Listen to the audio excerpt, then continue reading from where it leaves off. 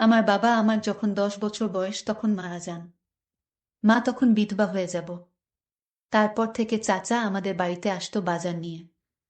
আমি ছোট হলেও বুঝতাম চাচার এত দরদ কেন আমাদের প্রতি। একদিন রাতের দৃশ্য দেখে আমার এমন মনে হলো যে আমি এ পৃথিবী ছেড়ে চলে যাই। তাহলে মূল গল্পটা বলি। আব্বা মারা যাবার 4 মাস না যেতেই হেলিম চাচার আমাদের বাড়িতে রোজ যাতায়াত শুরু হয়েছে। চাচা আসলেই মা ভাত বসাতেন বা চায়ের পানি চড়াত। চাচা আসার সময় হাতে করে বাজার নিয়ে আসতো, ব্যাগ ভর্তি বাজার।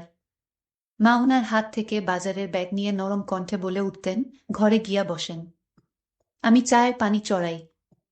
মায়ের নরম কথায় হেলিম চাচা হাসি দিত। এ হাসির অর্থ আমার তখনও জানা ছিল না। বয়সটা কম আমার, 10 বছর হবে। সব জিনিস এতটা না বুঝলেও শুধু এতটুকু বুঝতাম হেলিম চাচা আমাদের সাহায্য করছেন। না হলে প্রতিদিন আমার জন্য লজেন্স আনবেই বা কেন? আমি বস্তির ওই ঘরটাতে থাকলে উনি আমার হাতে লজেন্স হাতে দিয়ে বলতেন, নে রাসেল, লজেন্স খা। আমিও হাসি মুখে লজেন্স নিয়ে বাইরে ছুটতাম। মা আমার দিকে তাকিয়ে থাকত। দুটো লজেন্স পেলে একটা ফাহিমকে দিতাম, আরেকটা আমি খেতাম। ফাহিম আমার বন্ধু। তার বয়স মাত্র 9 বছর। একটা থাকলে সমান সমান ভাগ করে খেতাম। ফাহিম আমার ছোটবেলার বন্ধু, অনেক ভালো বন্ধু। দিনের অনেকটা সময় আমরা স্টেশনে কাটাই, ভাঙড়ি জমাই, ট্রেন আসলে কুলির কাজ করি, কখনো কখনো বাদাম বুটো বেচি। এই স্টেশনে অনেকের সাথেই সখ্যতা, কিন্তু ফাহিমের সাথে সখ্যতা আমার ছোট থেকেই। ফাহিমের বাবা মা নেই, আমাদের বস্তিতে ওর বুড়ি নানির সাথে থাকে। রাসেল বলতে শুধু ওই বুড়ি নানিই সব। স্টেশনের পাশেই বস্তি। এ জীবন কেমন তা সভ্য জগতের মানুষের উপলব্ধি করা সম্ভব নয়। সভ্য সমাজ যা জানে তার ছিটে ফোটাও আমাদের সাথে মেলে কিনা সন্দেহ। হ্যাঁ, আমরা টোকাই, আমরা কুলি, আমরা ফেরিওয়ালা। আমরা সভ্য সমাজের মানুষের মতো অত শিক্ষিত নই। আমরা দুবেলা পেট পুড়ে খেতে পেলেই খুশি হই। আজকে ভাঙবি বেশি পাইনি। যা পেয়েছিলাম তা খুব কম। মহাজন টাকাও বেশি দেয়নি, 10 টাকা দিয়েছে। ফাহিমের সাদা মুখটা আজ কালো হয়ে গেছে। সেও বেশি কিছু পায়নি। বাড়িতে কি নিয়ে ফিরবে এটা ভেবে কষ্ট পাচ্ছে। কুলির কাজ করেও শান্তি পায় না।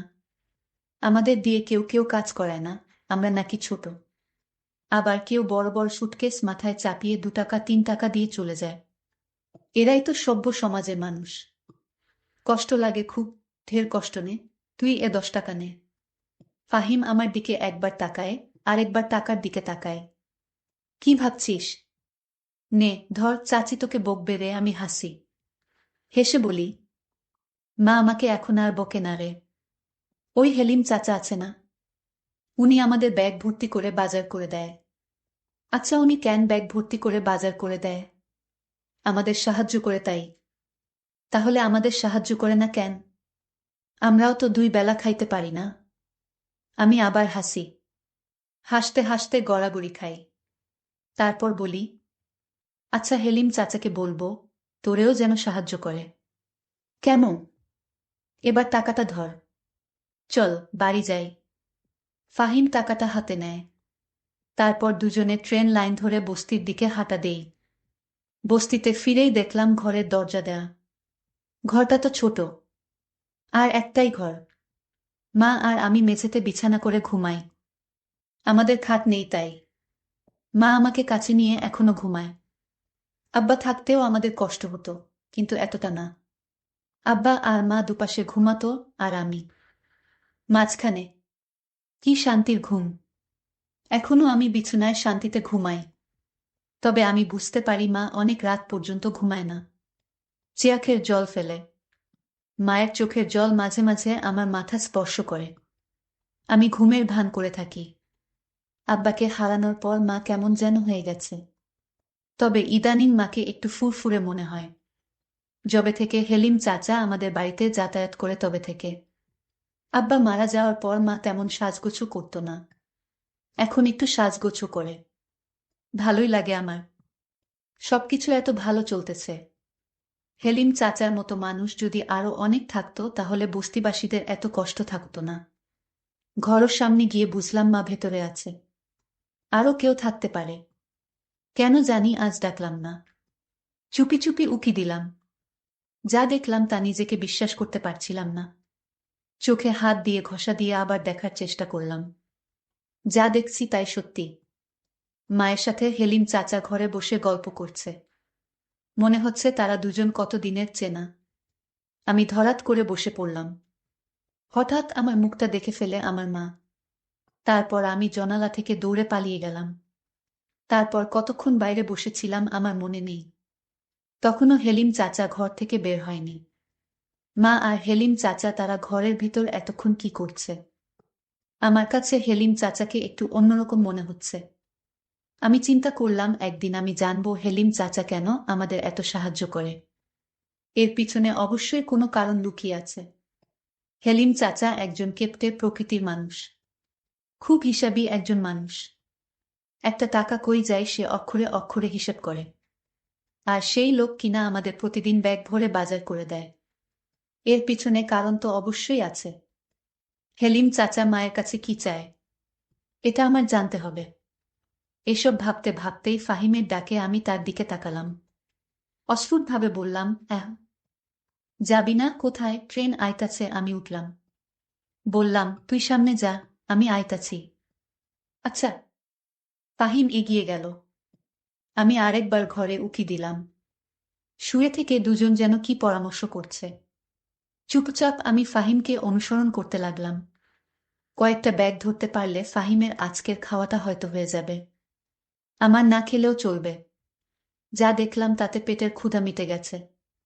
নিজের প্রতি প্রচণ্ড রাগ হতে শুরু হলো। কেন উকি দিলাম? না দেয়াই তো ভালো ছিল। কেন এত তাড়াতাড়ি ফিরলাম ঘুরতে? এত তাড়াতাড়ি না আসাই তো ভালো ছিল। মনে মনে কপাল চাপড়াতে থাকলাম। সুখের পৃথিবীতে মেঘের ঘনঘটা। রাতে ঘুরতে ফিরে দেখলাম গোস্তের সুগন্ধ ছড়াচ্ছে। আজকের ঘটনার পর আমি বুঝতে পারলাম এ সুগন্ধ নয়, দুর্গন্ধ ছড়াচ্ছে। আমার ভীষণ বমি পাচ্ছিল। নিজেকে ঠিক রেখে ঘুরতে ঢুকলাম। হেলিম চাচা চলে গেছে। হেলিম চাচা যেখানে বসেছিল সেই জায়গাটা দেখে আমার খুব খারাপ লাগছে। মা পেছন থেকে ডাকে, রাসেল, কি রে বাপ? কি হয়েছে তোর? আমি কোনো কথা না বলে চুপ থাকি। মা আবার আমাকে জিজ্ঞেস করে, কথা কস না কেন রাসেল? কি হয়েছে? আমি এবার বললাম, গোস্ত পাইলা কই মা? মা হাসে উত্তর দেয়, তোর হেলিম চাচা দিয়ে গেছে। হেলিম চাচা শুধু আমাগরে কেন দেয়? বস্তিতে আরও মেলা মানুষ আছে তো তাগরে দেয় না, খালি আমাগো দেয় কেন মা? আমার এ প্রশ্ন শুনে মা হতভম্ব হয়ে যায়। হয়তো মনে মনে ভাবে এ কোনো রাসেলকে দেখছি। কও মা, চুপ থাকিস না। মা বলে, তোর এত কথার উত্তর দিবার পামু না। যা গায়ে পানি দিয়া আয়। আমি দাঁড়িয়ে থাকি, নড়াচড়া করি না। আব্বা মারা যাবার পর আমরা হয়তো খারাপ অবস্থায় ছিলাম, কিন্তু না খেয়েছিলাম না। মানুষের অবহেলা পেলেও আরেকবার ঠিকই পেটের অর্ধেকটা পূরণ হতো। কি হলো, যা। দাঁড়াই আছিস যে? মায়ের কথায় আমি কলের দিকে হাঁটা দিলাম। খেতে বসলাম। মুখটা ভার হয়ে আছে। সামনে গরুর গোস্ত, ডাল আর ভর্তা। আমি শুধু ডাল আর ভর্তা নিলাম। মা অবাক হয়ে জিজ্ঞেস করল, গোস্ত নিলি না বাপ? আমি স্বাভাবিকভাবে বললাম, না মা। কেন? তোর না গরুর গোস্ত মেলা পছন্দের। সেই জন্য তোর হেলিম চাচাকে গোস্ত আনতে কইছিলাম। নে খা, আমি দিতেছি। মা গোস্ত দেওয়ার জন্য চামচে গোস্ত তুলে আমার পাতের দিকে ধরল। আমি প্লেটটা সরালাম। কি হইল বাপ? নে না মা, খামু না। আইজ ভাল লাগতাছে না। কি হয়েছে তোর? আইজ এমন করতাছস কেন? জ্বর আসছে নাকি? দেখি। মা আমার দিকে হাত বাড়ায়, আমি হাত সরিয়ে দেই। মা, তুমি আমায় ধরবে না। মা, হেলিম চাচারে আর গোস্ত আনতে কইও না। আমার ভাল লাগে না গোস্ত। আমার আজকের কথাবার্তা শুনে মা কিছুটা অবাকই হয়েছে। আমি তার দিকে তাকাইনি। শুধু ডাল আর ভর্তা দিয়ে চুপচাপ ভাত খেয়ে শুয়ে পড়লাম। আমি গোস্ত খেলাম না বলে মাও খেল না। আমার পাশে শুয়ে পড়ল। আজকে আমাকে আর মায়ের ঘরে থাকতে দিল না। কইলেও না করে দিতাম। সারা রাত আমার চোখে ঘুম নেই। শুধু হেলিম চাচা আর মায়ের জন্য বাজার আরও কত কি নিয়ে আসে। আমি এর মানে বুঝতে পারলাম না। আমার বয়স 10 হলে কি হবে? আমি তো কিছু হলেও বুঝি। এমন না যে আমি কিছুই বুঝি না। আমি এসব ভাবতে ভাবতে ঘুমিয়ে গেলাম। সকাল সকাল ঘুম থেকে উঠে স্টেশনের দিকে হাঁটা দিলাম।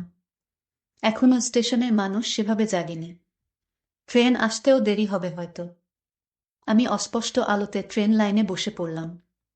পেটটা ক্ষুধায় চোচো করছে। রাতে ঘুম হয়নি, জেগেছিলাম বেশিরভাগ সময়। শরীরটা ক্লান্তও লাগছে। মনের মধ্যে রাগ যেন ফুসলে উঠছে। নিজেকে নিয়ন্ত্রণ করতে কষ্ট হচ্ছে। আস্তে আস্তে রোদ উঠছে। দু একজন করে লোকের আনাগোনা চলছে। রোদের ঝিলিক গায়ে লাগতেই অসম্ভব ভালো লাগা কাজ করছে।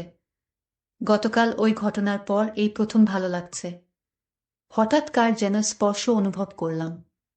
পেছনে ফিরে তাকালাম। মা! কি রে বাপ, সকাল সকাল এখানে কি করস? এ কথা বলে মা আমার পাশে বসে পড়ল।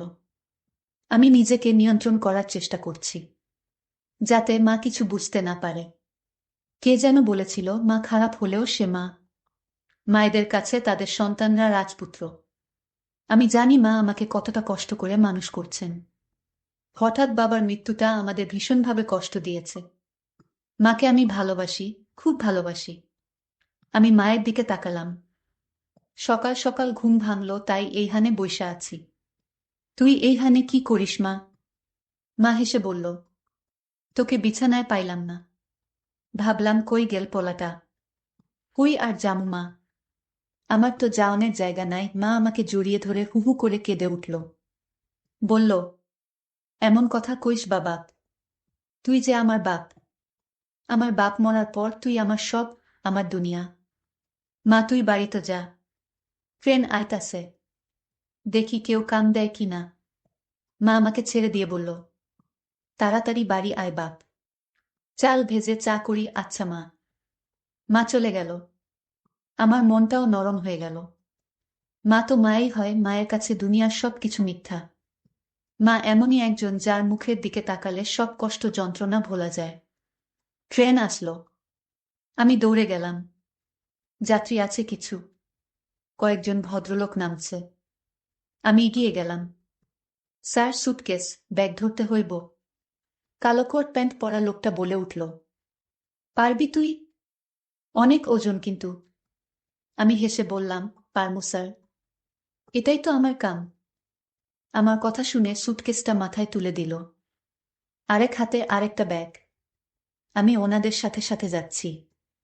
স্টেশন থেকে বেরিয়ে দেখলাম একটা গাড়ি, 4 চাকার গাড়ি। খুব সম্ভবত সাহেবদেরকে নিয়ে যাওয়ার জন্য এসেছে। এখানে রাখ। আমি দাঁড়িয়ে পড়লাম। আমার মাথা থেকে সুটকেসটা নামিয়ে নিয়ে বলল, নাম কি তোর? রাসেল। দারুণ তো। কয় টাকা দেয়া লাগবে? বিসমিল্লাহতে আপনি আইছেন, যা দেবেন তাই নিমুখ। লোকটা হাসল। হেসে বলল, যা দিব তাই? জি স্যার। একটা 5 টাকার কয়েন দিয়ে বলল, চলবে তো? আমি মনে মনে লজ্জা পেলাম। লোকটা হয়তো বুঝতে পারল।